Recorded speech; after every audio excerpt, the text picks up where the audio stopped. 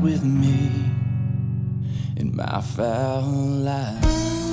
And here we are, another episode, Safari Club International's Fowl Thoughts, right here at the Fowl Life Podcast. We got one of the best in the industry worldwide. I don't even know how to describe what this man does. I've been humbled and lucky enough to sit down with him once before, and I've enjoyed developing a friendship with him. His insight is unparalleled.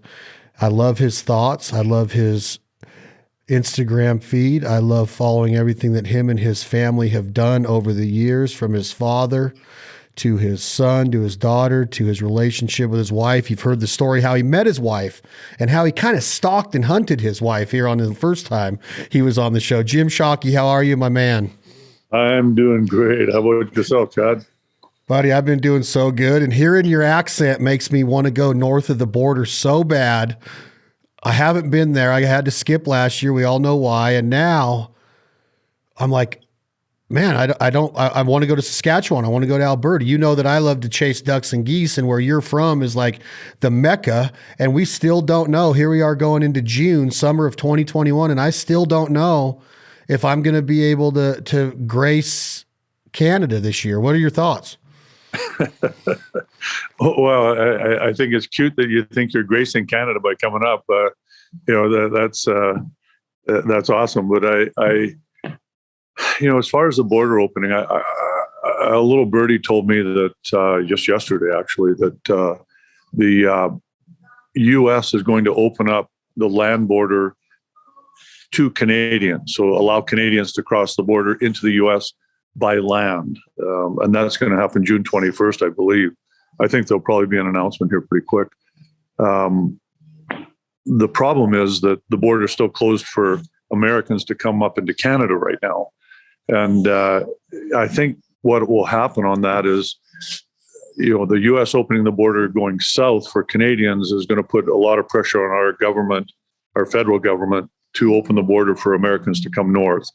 I think they'll probably have to open it in tiny little increments with heavy restrictions, meaning both vaccines, and you have to be able to prove that, plus get a test before you get on the airplane or in your, cross the border, plus get another test when you arrive on the Canadian side, and have to wait for the results for 3 days. That's what they've been doing up here in Canada for Canadians returning to Canada.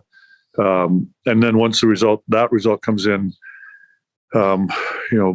with negative, then they'll probably let you travel around in Canada. So I think there'll be serious restrictions.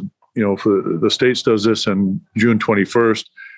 I wouldn't be surprised that by September 21st, Canada will follow suit with those restrictions. But I'm guessing. I'm guessing, which is kind of the way our country is being run right now. I think they're guessing too. So who knows? Who knows? I caught on to what you said at the beginning of your answer. What I meant is gracing Canada. What I was trying to say is, like, I'm not the same person without being able to go there. I didn't want it to sound like, oh, I'm gracing Canada with me coming up there, even though I feel like when I'm in Canada, it's like the greatest place in the world. And what is it, Jim? You've hunted all over the world. Literally, you have. Start off this answer by telling me, if you can, how many countries you've actually had a weapon in and were hunting game. And what is it about your homeland that's so special? Do you consider Canada one of the best? There's the whitetail, there's the moose, there's all the fishing, there's the waterfowl. There's so much game in Canada, from sheep to mule deer to whitetail deer. You name it, it's up there. The provinces are so vast with opportunity. What is it about Canada that draws so much tourism? Because this is what I'm really talking about. If those borders don't open and these outfitters have to go through this again, I don't know if a lot of them can make it. But what is it about that place that's so special? And do you consider it one of the best with all your travels? Well, I mean, to answer the first part of your question, how many countries I've hunted in, over 50 and less than 100. A lot. I don't know how many countries are in the world, probably 270. So I've been to most of the countries that I would want to go to. to hunt. If they have a wildlife management plan that includes hunting, there's a lot of the countries around the world don't. So I have no desire to go there. Unless it was for cultural reasons. But the second part of your question, the best country in the world to hunt. I mean, here in Canada and the United States, we have. We are so fortunate, so blessed to have the wildlife management plan in place. The North American model that's worked, and we've increased the number of wildlife that exist here from 1900 to now. The year 1900 has been significant, and there was less animals back then, which is not the case in most of the world. And that's not just Canada I'm talking about. I'm talking about the United States as well. White-tailed deer numbers are up. Arguably, bear numbers are up. Your duck numbers are up. Geese numbers are up. It's we live in a fantastic place here in North America, and we're very fortunate. Canada, of course, with whatever number of people we have, now approaching 40 million people, and most of them living close to the U.S. border. We've got a lot of land mass that allows wildlife. It allows wildlife to have a home. We don't have as many people as the States. Certainly not as many people as places like India and Pakistan. So, that's a big factor in why we have the wildlife up here. We have the land. We haven't turned it all into soybean fields and cornfields. You just can't. It's too vast. The boreal forest is not conducive to agrarian development. So Canada is a fabulous place because of that. I mean, the Yukon, where I outfit in the fall, my outfitting territory, Rogue River outfitting territory, is 7.5 million acres. 7.5 million acres. There's not a single road in that entire 7.5 million acres. It's all airplane or boat access. No people living there, no houses, just our cabins and the odd mining show. But it's remote wilderness, and that I think is what makes Canada such an appealing place for hunters. You talked about Saskatchewan. I grew up there, and the deer, the geese, the ducks that are there. It's the upland game. It's a fantastic place. Is Canada the best place to hunt? I mean, the States is fabulous too. You have species down there that we don't have. Desert sheep, to mention one. The Thule elk. You've got the Cirrus moose, which we don't, or Shiras moose, which we don't. SCI says we have up here, but not Boone and Crockett. There's many reasons why you have great hunting down there as well. But that said, to answer the fourth or third point you were making about the outfitters, the outfitters are in trouble up here in Canada, and our government doesn't care about the plight of the outfitters. It's going to be a reckoning that day is coming for the outfitters, because you can roll over the hunts or the deposits of the clients from the States, but our government continues on this monthly basis. We don't know what's happening next month. It could be open. So we had to be ready since March of 2020 for the opening of the spring season, April 1st. So every outfitter has been paying to keep the doors open, the engine running, keep gas in to keep oil and electricity on. You have to, because you have to be ready. We don't know as an outfitter whether we're going to be taking clients in 10 days. So it's been a mess, because the costs, every outfitter has been paying, but there's been zero revenues. So what have they been using? Outfitters have been using the deposits from the clients for 2020 that they couldn't take, because that's, I tell everybody, look, when a season ends, when 2019 ended, there's not an outfitter in the world that spends money on the 2019 clients. They're done.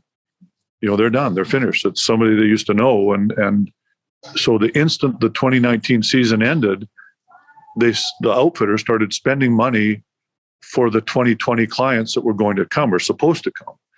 And so they had all those expenses. Then the border got shut. And now it's been shut for another year. So another season. So those outfitters have had to pay the costs all the way along, and now 2020 is over, they're paying for 2021 clients, even though they couldn't take it. And the fact is, the outfitters could take the clients couldn't get to the outfitters, because the border was closed. And it's, it's a force majeure, I think they call it, and also a frustrated contract in case law, which I'm hoping that, clients will understand that the outfitters have had expenses, and deposits are going to be, returning deposits isn't probably going to be an option for the vast majority of outfitters. Some might, some will try and roll over again, but the costs they've incurred will mean that, I'm afraid a lot of outfitters might be wanting to take their clients and maybe saying they're going to take their clients, but they're not going to be able to financially do that. In which case, we're going to have bankruptcy. So the to answer that question, it's a problem that our government doesn't seem to want to address. On the one hand, on the other hand, they're using the COVID problem as the reason they're not addressing it. So it's a rock and a hard place, and we're all going to be paying the piper for the next, I'm afraid, at least 5 years in our industry. So the one part that you said in there I wanted to touch on again was April 1st, all these bear baits are set. All this fuel is being spent in UTVs, ATVs, trucks, getting all of these baits set, getting the camp set up, getting them stocked with food. Because you made mention, Jim Shockey, that there was no known. It was all unknown, like month to month. Well, we got to be ready in case the Americans come because we rolled their deposit over. So now what's going on? Are those baits being utilized? And my second part of the question, I'll keep it short this time. I apologize for the long-winded questions, Jim. Is there a lot of local business for outfitters in Canada? Meaning, do the locals book hunts? I know Americans do. I would say that a lot of Canadians don't book waterfowl hunts, but are they booking the bear hunts and the deer hunts to keep these outfitters alive somewhat? It depends on the outfitter. The short answer to your question is no, there's not the demand that there is from American clients. And the main reason is just pure population base. Canada's 1/10 the population of the United States. So you would expect, just extrapolating, that you're going to get 1/10 of the demand from the Canadian clients. The problem with that sort of general formula is that the Canadian dollar is not, on par with the American dollar. So Canadians that are earning a wage in Canadian dollars can't afford the same type of hunt, even though they're doing the same type of job and getting paid the same amount of money as their American counterpart. But because of the, it was 40% exchange rate at one time, meaning the Canadian dollar was worth 40% less than the American dollar. The Canadians can't afford those hunts. So you've not only decreased the demand by population, sheer population, to 1/10 of what it could have been in the States, you've also added in the financial burden of having to pay in American dollars, which means converting Canadian dollars. So it was costing Canadians a 40% surcharge, essentially, to hunt with an outfitter in Canada.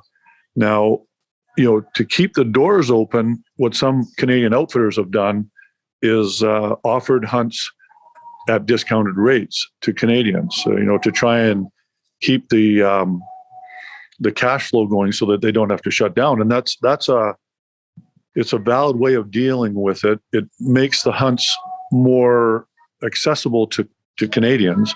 But even doing that, again, the demand is only 10% of what the American demand could be. So if 10% of the outfitters do that, 10% of the outfitters may be able to keep their doors open, bearing in mind that they haven't marketed to Canadians. So you've got all those costs as well, extra costs. So I would say that, guessing at it, marketing to Canadian hunters has helped in the region of 10% of the outfitters up in Canada. And all that's helped them do is keep the doors open, because here's the economic reality of it. Our prices are based on our costs. Our costs have not gone down. So when we sell a moose hunt, say for $20,000 US, that hunt price is designed to make us as an outfitter a profit of 10%, $2,000, right? If we suddenly sell that hunt in Canadian dollars for $20,000, we're going to get somewhere in the neighborhood of $12,000. So it means you're actually losing, when you take away your profit, because you're not even trying to make a profit, you're losing $6,000 per hunt. And that's why there's a lot of us outfitters, I can't lower the prices to keep the doors open, because that just exacerbates the problem. It accelerates the downward, decline of our financial situation, which means that, I wouldn't be able to hold out for 2-3 years, whatever this is going to take. I'd actually be speeding up the process. On top of all that, there's a responsibility to your clients that are already booked. So if I could sell my hunts at 40% less than what, I was selling them to the American client, why didn't I sell them at 40% less to the American clients? I can't do it because my prices are based on the costs. The costs are the costs. That's fixed now, or it was fixed. Now with our latest little round of inflation it's not latest, we're headed into it. Those costs are going to be up significantly as well. A sheet of plywood to fix a cabin that a grizzly bear wrecked up in my Yukon territory, where it may have cost me somewhere in the neighborhood of $200 landed at camp, per sheet, is now going to be somewhere around $600. So my costs are going up as well. So that's why, back to answer your question, that there's a lot of outfitters just can't do it. We can cater to the Canadians if they'll pay the same price as the Americans, but if they won't, they want a discount, then I didn't see, it's kind of, robbing Peter to pay Paul. It's just, it's not sustainable. As much as I'd love to be able to cater to the Canadians at a cheaper price, I can't do it. At the same price, yes. And then there's the added factor that the Americans that are waiting, that had their deposits in hunts paid for in a lot of cases, but couldn't get to Canada to do their hunt last year in 2020, is it right for me to bring somebody in to kill those animals? That was they kind of paid for the hunt, for the opportunity, and they couldn't come. So maybe I should just let the animals have a year off. Looks like 2 years now. It is 2 years for 2 spring seasons. So there's a bunch of different questions that come into play on whether Canada, or Canadian outfitters can cater to Canadian clients. Yes and no. There's your answer. You hit on my next question right there towards the end, Jim. Scientifically, and I don't even know if this question should even be on the radar, and you might tell me, well, that's just so far-fetched, it's not even worth talking about, Chad. When you talk about hunting and conservation, some of the studies that I've learned is the health of the herd, the health of the game. If we did not manage wildlife through hunting means, there's things like disease and other factors that will set in and take out and that's why organizations like the one on your chest, Safari Club International, and other conservation efforts are so important. How long can, let's say, the black bear population of your home province of Saskatchewan withstand,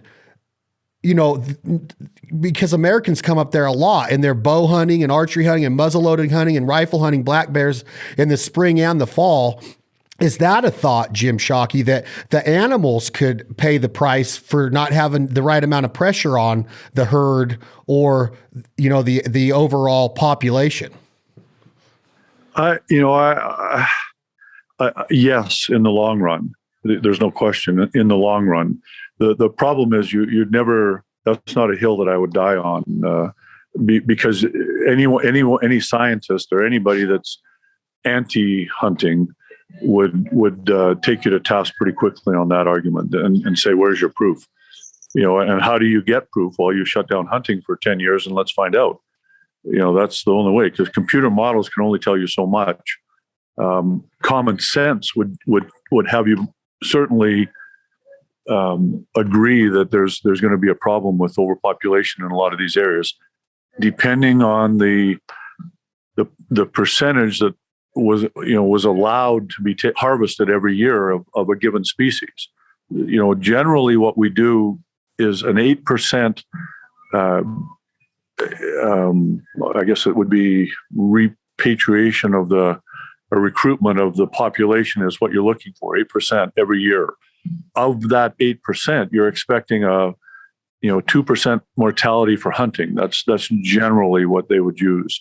You would expect 2%, who knows, for bears infanticide, a big bear killing and eating the little bear. You'd expect a 2% just mortality from other older bears dying, probably killed by wolves or whatever else was killing them. They certainly didn't die in their sleep.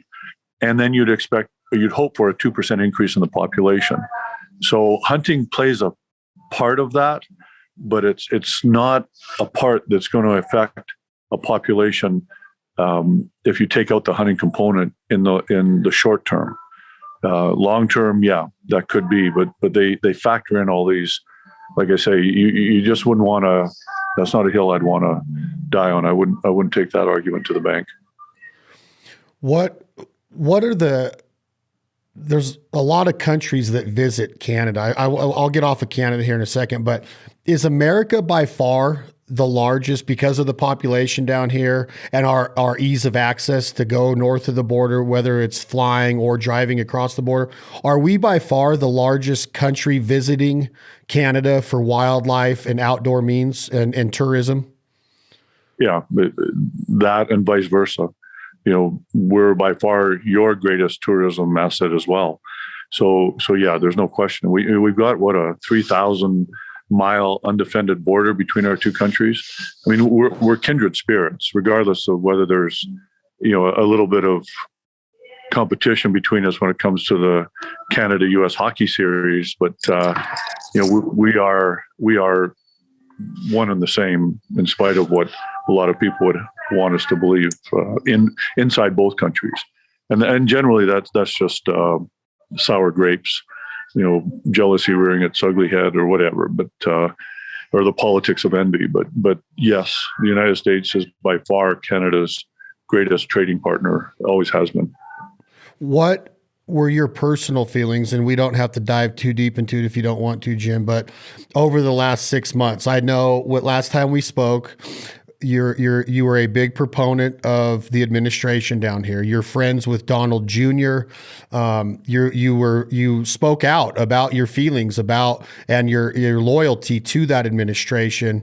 Have you seen vast changes? Are you worried with your brothers across the border to the south about what's going on down here? And is it kind of like I told you so model so far in your opinion? Or what are you seeing personally? Because you're very well read. I'm just wondering what you're seeing.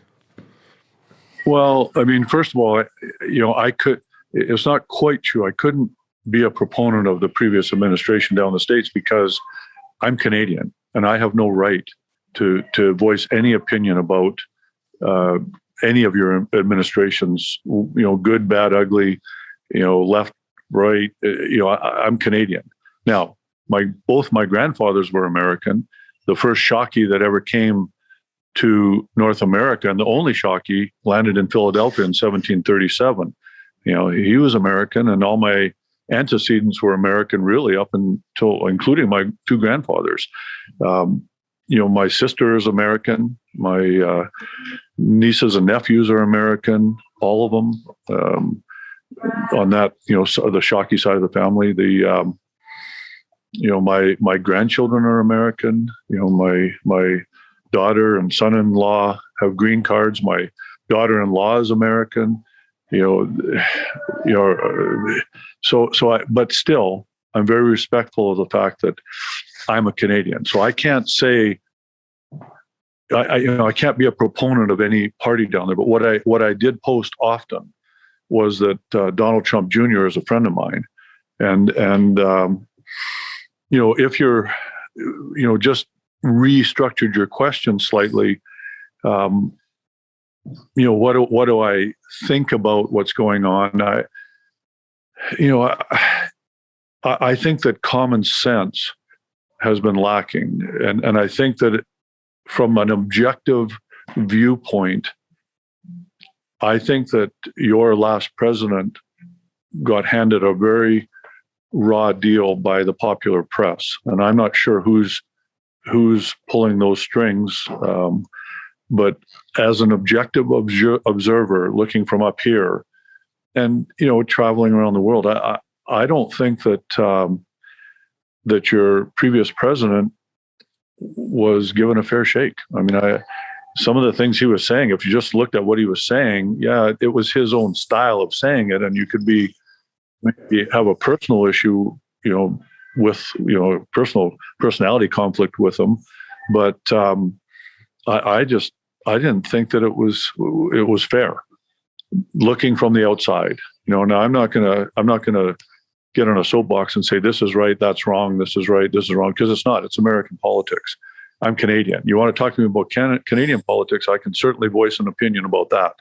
But I will say that I didn't think that what I saw go down over the last 4 years of your previous president's time in office, I was personally appalled at the lack of fair reporting on it. Both sides of a report. I didn't see it. I didn't see it. And people say, well, you watch Fox News and you should be watching CNN or CNBC or the public broadcasting, all that. I watch all of them, and I just thought the negativity. Nobody is wrong 100% of the time, and some of the policies that were put in place, I kind of agreed with, and it seems like, back to your question again, what do I think about what's going on right now? It would seem, if people were truly honest about it, the ones that were so negative when your previous president was in office, and things they said, they're right now saying the exact opposite, which means that they're agreeing with what he was saying. So when were they lying? Were they lying back then? And they were just doing it to vilify somebody, marginalize, a president. That's what it looks like to me, just looking from the outside. So I think what we have in this world right now is a problem with who controls the messaging. The popular press, social media, who's in charge of the messaging. And I think all of us, no matter where we are around this world, should be extremely concerned about that. It's very well said, Jim. Very well said. And I agree. You can speak on your leadership, and your leadership has had in the tenure up there right now, there's been a lot of things happen with firearms and guns and gun ownership and some calibers being outlawed and talks of lots of other stuff. Does this affect the border opening? When it does, assuming that it does, can a non-hunting, a non-firearm bearing American get into Canada easier when it does open? Are they going to try to prohibit the guns from going into Canada, even though it is going to affect the revenue of the outfitter and the tourism? Is that a fear? Is that a scare right now because of your leadership's policies and thoughts on firearms? Is that in the cards, you think? Yeah, I think anytime you start down a slippery slope, the start of that ride down that slope is a slow buildup of momentum and speed, and the laws that they're putting in place, that they're enacting, these various bills to restrict ownership of legally purchased firearms. I mean, I've got firearms that I own, that I purchased legally. My classic double English rifle.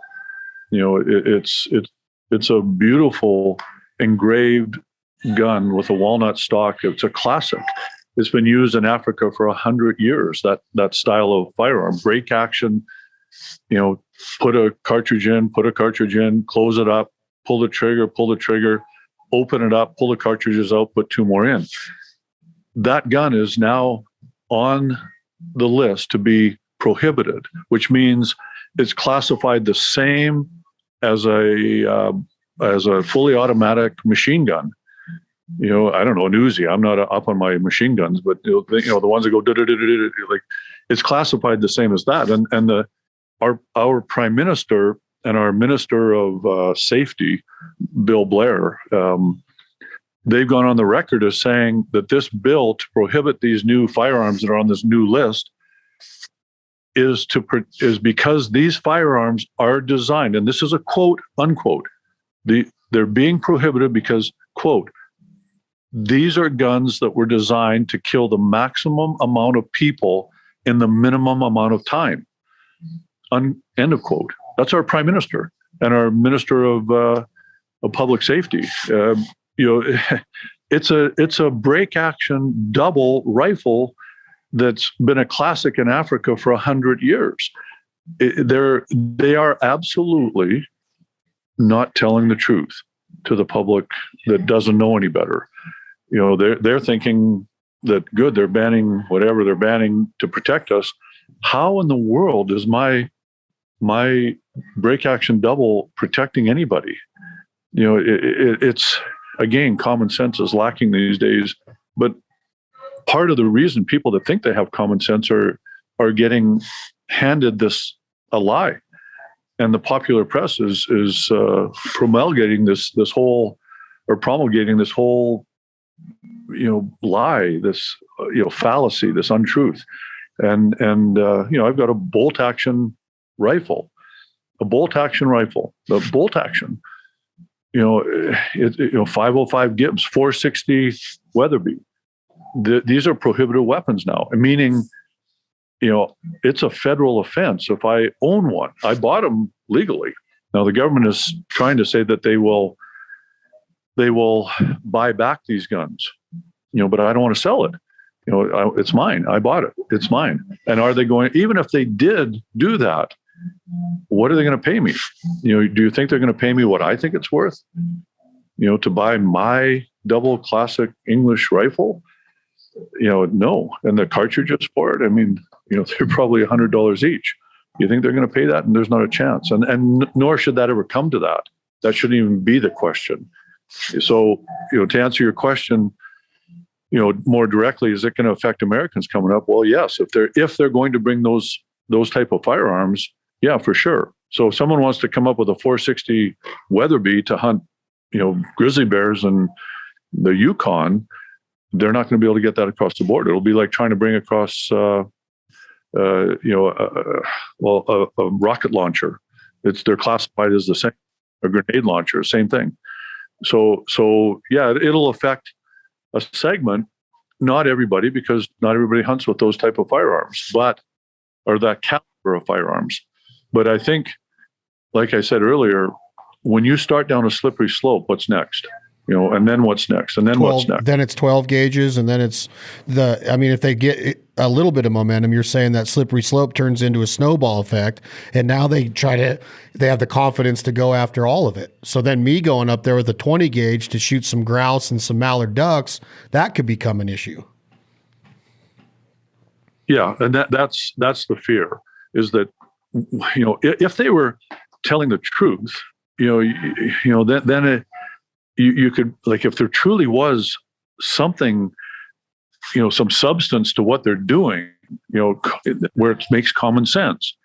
If for instance, people were getting killed left and right up in Canada, by, I don't know, whatever, machine guns, then fine. But I don't think anybody's, as far as I know, with a legally owned firearm, I don't even know anybody that's been killed in a mass shooting, which I think, is 2 to 4 people or something, whatever the definition is. Not by a legally owned firearm, but what they're doing is they're going after legally owned firearms and legal licensed firearms owners, which are the most vetted section of our community, short of police officers and probably, our CSIS members or spies, for Canada, same as your FBI, whatever, CIA. So I, again, if they were telling the truth, you could believe them. But because they're not telling the truth on this, you can kind of expect that the truth won't be told on whatever the next round of prohibition. And that's the worry. It's a slippery slope.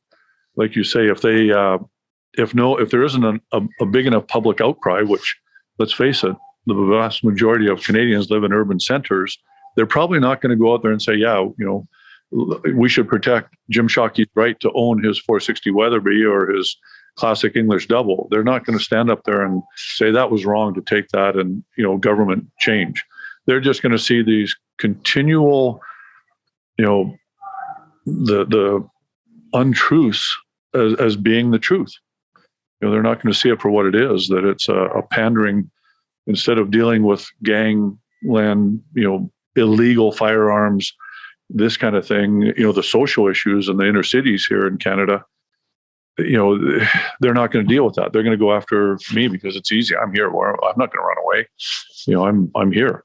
It's a lot easier to deal with me than it is to deal with the actual criminals with illegal firearms, and then tell the people that, see, we protected you by stopping Jim Shockey from having that gun. I mean, it's absurd. It's not like I say. The messaging has been hijacked, and no one's responsible for the truth anymore. They don't feel an obligation to tell the truth. Why should they? No one's taken them to task on it, because for whatever reason, probably because bad press sells for $2 and good press sells for $1. Our news agencies don't want to tell the truth either. They sell way more newspapers and whatever they're selling nowadays online by telling people, the world's ending, the sky's falling in, the environment's never going to mend.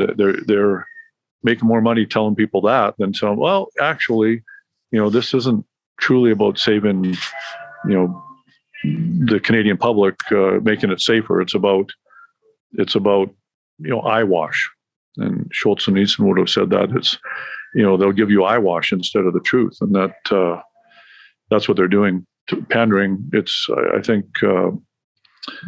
it's again, something we should all be concerned about when the messaging has been hijacked like it has. When you say that the truth is not being told, it's being hijacked, not just with guns, but there's a lot of emotional voting going on in other areas of a lot of the wildlife and game laws that are coming in. And I'm speaking mainly of, down here in the States. You've been the face of Safari Club International for as long as I'd known what SCI is. You've done a very good job. In your opinion, Jim Shockey, has there ever been a more important time for all hunters alike to get involved? Because, correct me if I'm wrong, and please educate our audience on this, Jim, it's SCI that has the ability to go in and fight this with, whether it's the means of a lawsuit or court or lobbying or whatever it is. Educate the audience a little bit, please, Mr. Jim, on why is it important to support SCI when it comes to exactly what you're talking about right now of gun laws in Canada, hunters crossing the border, game laws down in the States. Has there ever been a more important time, or is it a better question to say, is it just very important that we all get involved right now with Safari Club International and other conservation and advocacy efforts? Yeah, the short answer is absolutely. Everybody that loves the outdoors, and that's hunters, fishermen, outdoors people or fisher ladies, whatever the word is for it. It's always important. It doesn't matter. I mean, 1992 or 3, we were fighting here in British Columbia. We had a minister of environment that was trying to ban quote unquote trophy hunting. And trophy hunting was anything that where you didn't take the meat of the animal, like wolves, cougars, bears at the time, and we just, we had to fight that back then. I mean, I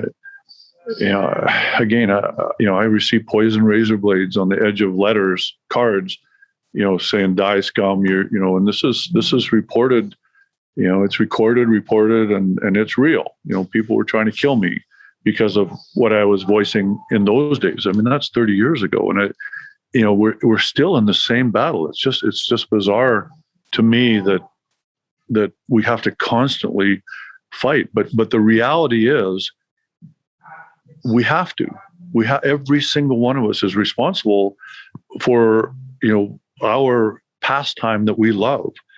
For the wildlife out there, it can't speak for itself. So the anti-hunters aren't about more wild animals. They don't want more wild animals. They want hunting to stop. There's a big difference. On the surface, it sounds like they want what's best for the wildlife, but no, in fact, they just want hunting to stop for whatever reason. They have a hate of those of us who just don't live hypocritically. I want to know where my meat comes from. I want to know, that this animal had a wild and free life, and then, boom, it was over, and now he's sustaining my family, as opposed to, and I'm not slagging the cattle industry or the chicken industry or the pork or, goat industry, whatever, sheep. I'm the mutton guys. I'm just saying that for us, this is what I want. And I want to know what goes in my pie hole.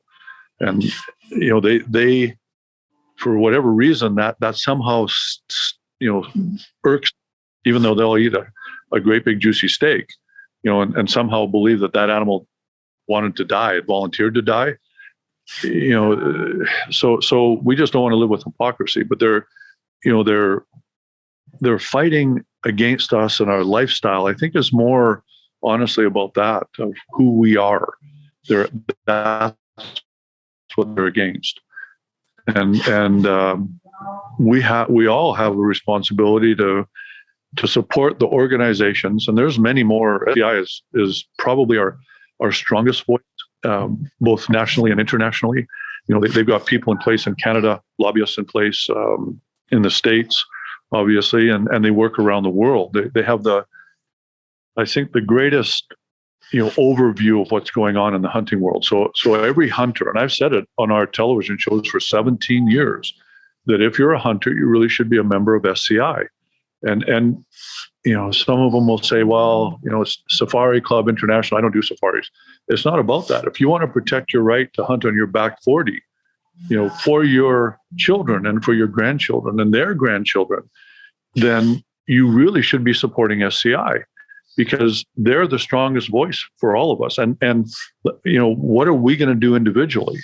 You and I we have a bigger voice, of course, but so maybe we're not the best example. We can use our voice to influence people to do the right thing. If you're a hunter, outdoorsman, fisher person, but a lot of people that are out there don't have the same kind of reach that you and I do.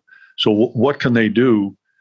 Well, the only thing they can really do is co-opt their efforts and support organizations like SCI. I mean, the Rocky Mountain Elk Foundation, to a degree, Ducks Unlimited, to the Turkey Federation, Mule Deer Society. I mean, I'm missing how many, I'm sure you can add to that list, but we should support all of them. But SCI, if you're going to support one organization, SCI is the one that I think has the most power in ensuring the future for our grandchildren and great grandchildren to enjoy this lifestyle that we love, that allows us to touch our ancestral soul. There's people out there that want to take that away from us.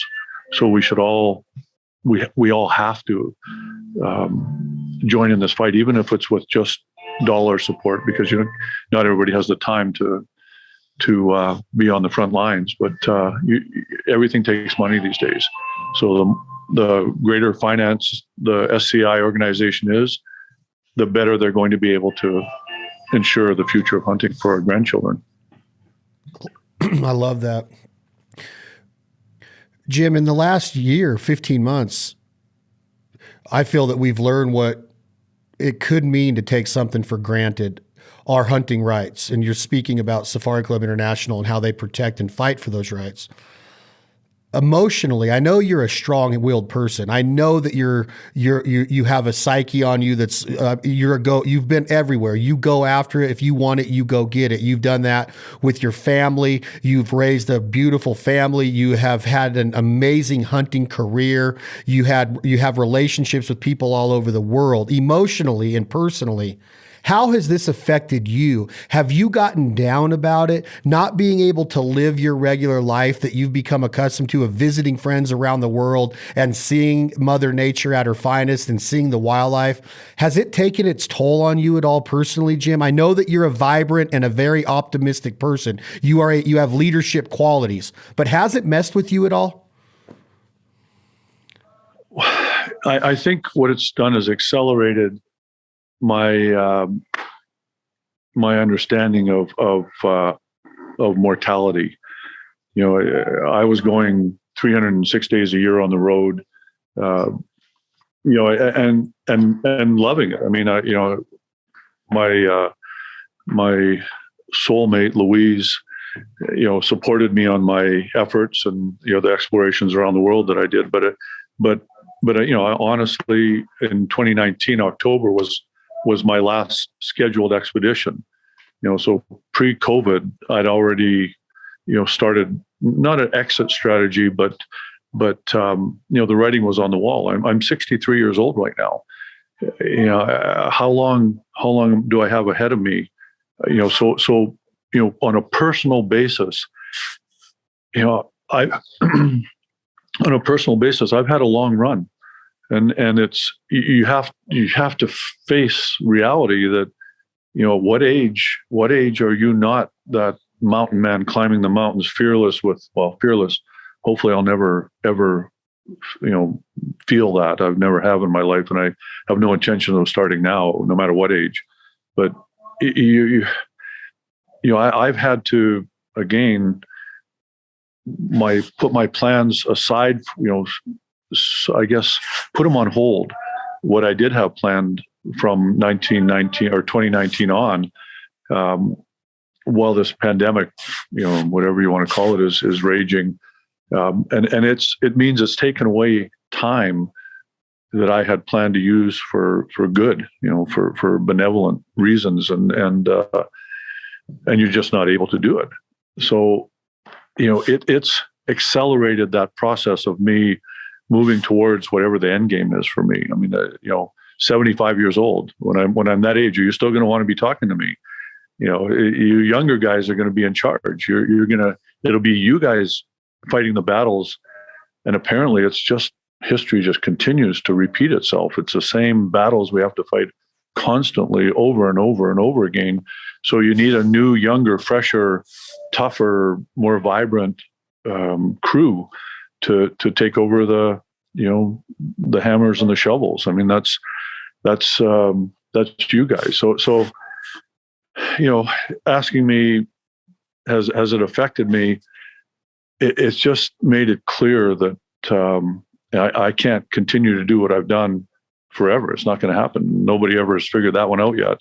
And I'm probably not going to be the first one to escape the inevitable. And so if that's the case, then I would like to use this, you know, I've had to face the fact that I'm going to have to use this time to, you know, be an ambassador as much as I can, be a voice.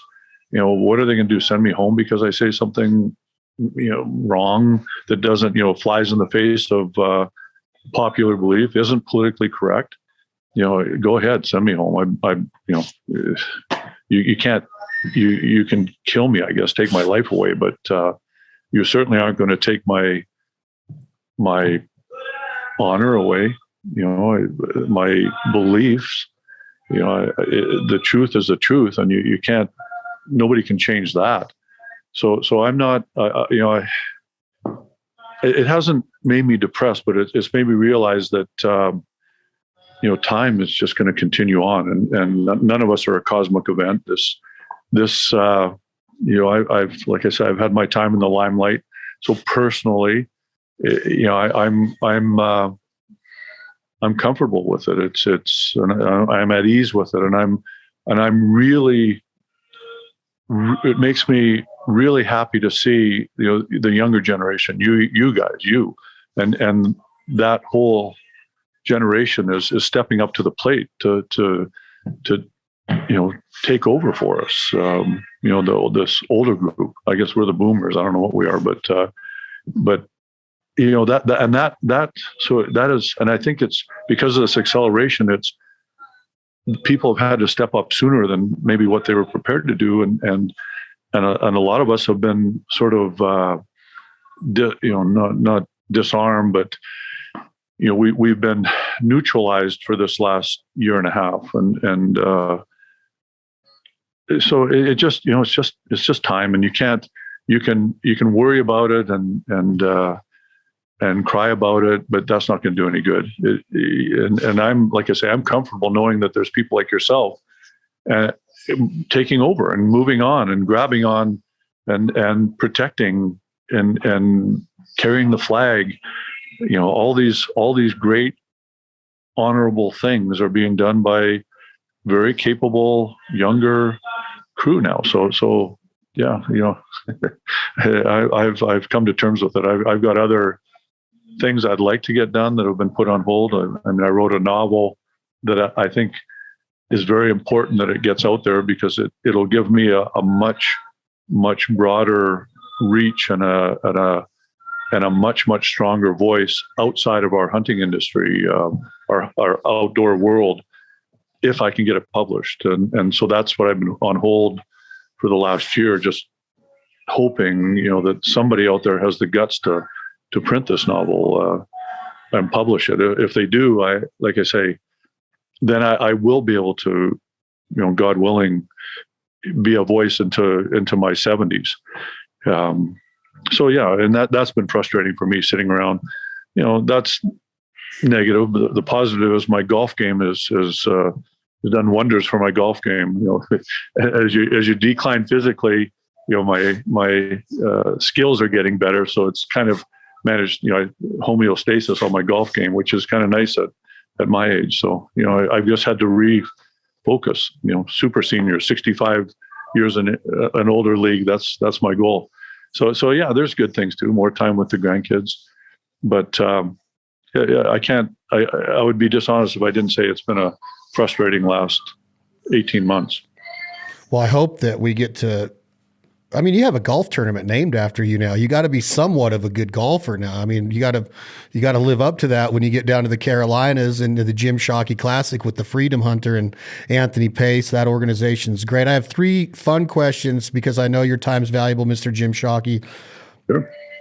You're talking about coming to the inn, which if I ever got to your level and SCI said you have the ability to do what Jim just said, Chad has the ability, it really means a lot for me to hear you say that. I would hope I could talk you out of retirement just to come back as like a liaison or like a bench coach and just tell stories. You're so, like, the way you talk and the experiences that you've had in your life are amazing to somebody like me and so many hundreds of thousands of people around the world that have followed your TV shows, your family, your social media, everything you've documented. What a freaking career. If it was the end, Mr. Jim Shockey, and they said you have one more, you have one left, you go anywhere you want, what would it be after everything you've experienced? Would it be one you've already done? I'm talking about a hunt here, obviously. Is it already been done by Jim Shockey? Is there a trophy out there that you thought you should have had, but you didn't? Or is it something brand new that you have not accomplished yet? No, it has nothing to do for me with trophy. That means nothing to me. What it would be is one last hunt with family and friends. That's what hunting's about: the camaraderie, the love, the humor, and the shared adventures, the stories. So I would, one last hunt would be with Eva and our son Bramlin, to have, their extended families with them as well, their husbands or wives. Nana Weezy, my wife, my soulmate, to have her there, and to spend that hunt reminiscing about those that have gone before already. My father, Hal, my father-in-law, Len. my uncles. My mom passed away here in October, and there's no way that I would squander that last hunt on a personal, I want to get a bigger animal. I mean, that's just, that doesn't even compute for me. It would be a last hunt for whatever, wherever, it could be in our backyard at that point. If it's truly the last hunt, I may not be able to travel very far. So maybe it would be in the backyard for a black-tailed deer, which actually isn't legal in our own backyard. But I wouldn't care what the animal is, and I wouldn't care where it was. What I care about is the people that would be with me on that last hunt. That's family and friends. Okay, well, that's awesome. Is there a favorite gun that you would have to use? Could you choose one out of your collection that I would assume is amazing? We've talked about a couple of them today. Would that come to mind? Like I would have to do it with this piece right here.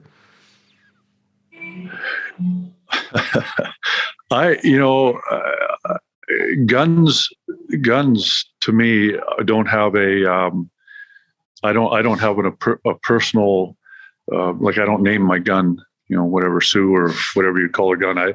I don't, to me, they're tools of our trade. So I don't have a love for a given firearm for sure. A given bow, honestly, I wouldn't care what I had on that hunt. I would just, in fact, it would mean way more to me to watch, my grandchildren doing the hunt, and I could be an observer. Heck, maybe just a camera in my hands at that point. I've done a lot of hunting, so there wouldn't be. I don't think on my last hunt I would have any desire to actually kill something. I would have a great desire to be there to share the experience of the hunt with my family and friends. So I guess the short answer to your question is no. I wouldn't have a particular firearm or muzzleloader or bow or crossbow or whatever else I've used over the years. And last two is, what if a huge fan that has grown up watching you and looks up to you and is humbled, I don't know if that's the right word to use, but just is blessed and appreciates so much that you would come on to his podcast. What if he asked you to join him for a duck or a goose hunt down in the States with some 12 gauges, 20 gauges, 2 days, 3 days, in and out?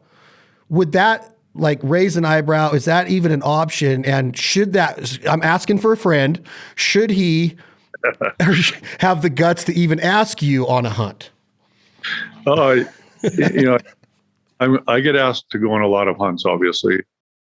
And I feel bad because if I could say yes to everything, every good thing out there, I would do it. But hearkening back to what we talked about earlier, I only have so much time left, and the time that I have for hunts, I've turned down $80,000 to guide a guy, plus the hunt fee, and $80,000 is a lot of money for an 8-day hunt. It's $10,000 a day, but to do that, I would have got that money, but then I would have missed. I wouldn't have been able to hunt with Tim and Eva. To do that. So a lot of people look at you, yeah, you're rich or whatever. No, I grew up in a trailer park. We had no money. And you can see around me, I've been walking, I don't know if your podcast is only audio or not. No, that's going to be my last question because it's mind blowing. Sure. To me, money is just a means to an end. And the truly rich man is the man with time. So if you sell your time, what's it worth? Well, you have to pay rent, you have to mortgages, whatever, put, clothes on your kids' backs and feed them. And, but, as my time, if you drew a graph, there's a lot of my life is gone already and there's not a lot left. So I just am very realistic about it. And much as I love that friend of yours, I'm sure we get along great, that's asking, the 3 days, the day travel, the 3 days there, and the three, it would be a wonderful, fun experience for me personally. But what if I use that 3 days instead to go to the Jim Kelly golf tournament and speak on behalf of all hunters? I have to be very careful with my use of time, and my personal desires I have to put aside at this point in my life and do what's right and what's best to protect and preserve and honor this lifestyle that has allowed me to live a life that the only life I could have imagined living. So I'm going to spend my time, those extra days that I have, it's going to be for the best causes I possibly can, and also to be, I guess, true to my family. So if I have 3 days, honestly, as much as I said, we get along with that friend of yours, I would rather spend it with my family those 3 days, and my grandchildren are, I only have so many days left. So I'm not going to use them for things that I might want to do personally. So, and I want to do the other ones with my family anyway. So yeah, probably I'd have to decline as graciously as I could and feel terrible about doing it. But yeah, that would be the answer. Now I got to let him know. I'll let him know. I'll let him down easy today on a call. Jim, the place where you're standing is blowing my mind during this podcast. Where is it? What is it? I'm asking for a friend again. I could name it and all that. I've been following it. But the amount of dedication and passion and work and elbow grease and sweat equity that has gone into this place you're walking around during this podcast is mind-blowing. I've said that just a few minutes ago. What's going on with that place? Well, I'm in my happy place here. This is it's our Hand of Man Museum of Natural History, Cultural Arts, and Conservation. It's a museum that there's not one single dollar of public funding in here, government money. This is the result of my travels and my efforts. And, and of course, with the support of my wife and many, many, many good people along the way. This is, it's what I think every hunter that has the means should be doing in every community across Canada and the United States, is showing. This museum is about showing what hunting actually is all about. We're naturalists. We always have been naturalists. So, it's fossils, it's mounted animals for sure, minerals, skeletons, and the cultural artifacts from around the world. There's even in a room right somewhere, I don't know if you can see in there, but there's a room with vintage guitars because, how many times you've been in a camp and somebody pulls out a guitar and starts singing? I mean, hunting isn't about killing animals. It never has been. That's a tiny, tiny little sliver of a big three-dimensional ball that is what hunting is. This well-rounded lifestyle, field-to-table living, health, exercise, the wonders of the outdoors, respect for the wildlife, and responsibility of stewarding these animals that can't speak for themselves. So this is our Hand of Man Museum here on Vancouver Island, British Columbia. It's open 365 days a year. It's donation only. As I said earlier, I grew up in a trailer park. There's no way that if there was a museum like this that existed nearby me that I could have afforded, my parents could have afforded for me to go into that museum every day, I would have lived in here. So I wanted it to be donation only. And that way anybody, if there's a little me out there somewhere that can't afford it, they can come in here and drive me crazy with questions. I'm here. This is, I think, is a big part of my next 10 years as I curate all of this museum. But this is one room. This is only one room. It's a 17,000 square foot facility, and it is literally filled with artifacts and art from around the world, from cultural objects, but also natural history. I mean, I'll walk you as I'm talking down this hallway, and it's the whole purpose of it is to show non-hunters what we really are as hunters. I mean, we're not we're not just the bloodthirsty louts that kill things because we love seeing things die. And this is, this is our biggest problem. As I said earlier, we should all be very worried about this hijacking of the messaging nowadays. And so we have to do what we can to change that messaging. And if we're not allowed to do it in the public press, we can certainly do our mainstream media. We can do it individually with educational facilities like this. It all depends on what priorities someone has. I don't have a lot of money, never have. I mean, whatever money I've had, I can't say that we've been destitute. I've been fortunate over the years to do well, but all the money that we've made, we put into this, and this whole facility will be donated to a foundation. The contents, the building, the land, and then Louise and I will set up an endowment with the remainder of our whatever Eva's and Brand's inheritance was supposed to be, and donate all that as well. And this will go on for decades, hopefully, into the future, so that new generations can see what hunting is all about. It's not about just killing animals. It never was, never will be. And it's a pastime. It's a way of life that needs to be protected and honored into the future. And that's what we're doing with this facility. So that's where you see me walking around it. This is my happy place. This is, I guess, my legacy, except I get to see it while I'm still. So yeah, it's and I'm not. I've just done a little way, but there's it's a big place, and anybody that wants to come. These borders open, they're welcome. Like I say, it's open 365 days a year, and it's donation only. We and I mean donation, everything in here. There's virtually, there might be 4 or 5 pieces that have been donated by people. Hopefully in the future that'll change, and by example we'll inspire others to do the same thing or donate to this museum, whatever. But it's really important.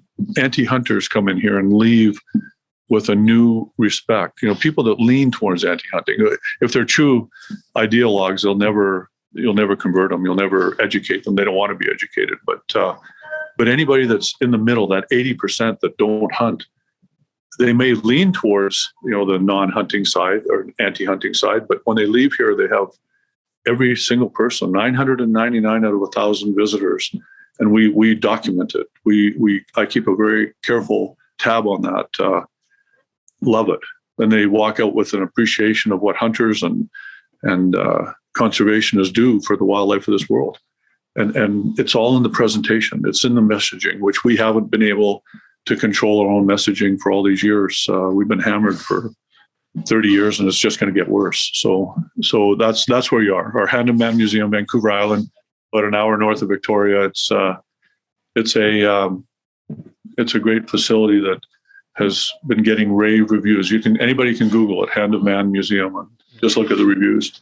I can't wait to get there. It's, amazing just to see it at this angle, but congratulations on it. What a freaking achievement to be able to dedicate that and see it through, because that is not easy. I've tried in a little room down here, and it's hard to put one room together, let alone 17,000 square feet. Jim Shockey, I don't know if you like being called a national treasure, but you truly are. It's amazing what you've accomplished, and I know that humility has played a huge role in it, and I'm just glad that I can reach out to you and get this sort of insight, because I think it's so important for everybody to hear it. And the way that you lay it down is so digestible, and it's so easy to retain, and it makes the future brighter for me. So I thank you, my friend Jim Shockey, for coming on here. Well, it's my pleasure. It's an honor. And you guys like you give me hope, ladies like you give me hope. Not that there's many ladies with beards, but there's we should never give up this battle, and I don't mean, I'm talking figurative battle. you guys are going to do great. This next generation that's going to be taking over this, the reins of the messaging, or you guys are going to do great. I have, when I speak to guys like you, I just, it gives me hope, and it also allows me a little bit of peace, where I can go, okay, good. You guys carry on, and anything I can do along the way. If you ever need that, me on your advisory council or anybody, I'll be here for that. And I'll still, I'll continue to fight in my own way as long as I can, and appreciate all the kind words. But national treasure, that might be going a little bit far on it. Oh no, you are. Trust me. You are down here. You're a national treasure in America. So I mean, now you're double countryed up. So, well, like I said, one thing, if I get this novel published, that's one where I would reach out, say, this novel needs to be purchased. We need to get the voice out there. The more this novel gets read, believe me, the power that I could have with my messaging at that point would be, 100 times, 1,000 times more than what I have right now. And of course, it's going to be positive, common sense messaging, all the good things that have built this country, yours and ours. But we're going to need to, it's not about money. It's truly about, give me the voice, and that's what I can do in the future. You guys can do the frontline stuff. I'm going to be working my best to get a bigger voice into mainstream media over the next 10 years. Well, if I can help at all, please just reach out to me at any time. I'd love to be a part of anything you're doing. I mean, I don't even know what to say. When I talk to you, it makes me, the first thing that comes to mind is I have a lot of work to do personally, as far as learning more about this heritage and this culture, this lifestyle, this privilege that we have. It's not an entitlement that we have to be a hunter. And having guys like Jim Shockey that have been the face of it, that have taken chances, risks, been threatened, been sent death threats because of their voice, it just educates me that we have to step up to the plate. And that's what Safari Club International is doing. And Jim, I don't know like if we could ever end this the right way. All I can say is thank you. The Hand-to-Man Museum, we got to get there when the borders open, and please keep doing what you're doing for as long as you can do it, because it's been awesome to see what you've accomplished, and it gives guys like me hope and inspiration that it can be done. And congratulations on a great career. And I know that has nothing to do with the trophies. You have done it all the way around, and your family is witness to that, and they are proof that it can be done. You can build a gorgeous, beautiful family with love and sustainability and still be a voice and a messenger that is so important to thousands and thousands and hundreds of thousands of hunters alike around the world. They all know who Jim Shockey is, and it's been an honor to have you on here again, Jim. Thank you. Well, like I say, the honor is all mine, and it's been a pleasure. Thank you for giving me hope. Appreciate it. Yes, sir. Jim, let me end this by saying Safari Club International, safariclub.org. Get to the national convention, become a member, become a life member, study it, understand what they're doing. There's a lot of literature out there that you can read up. I just had a podcast with my friend Ben Cassidy, and he educated me on a lot of initiatives that are going on right now.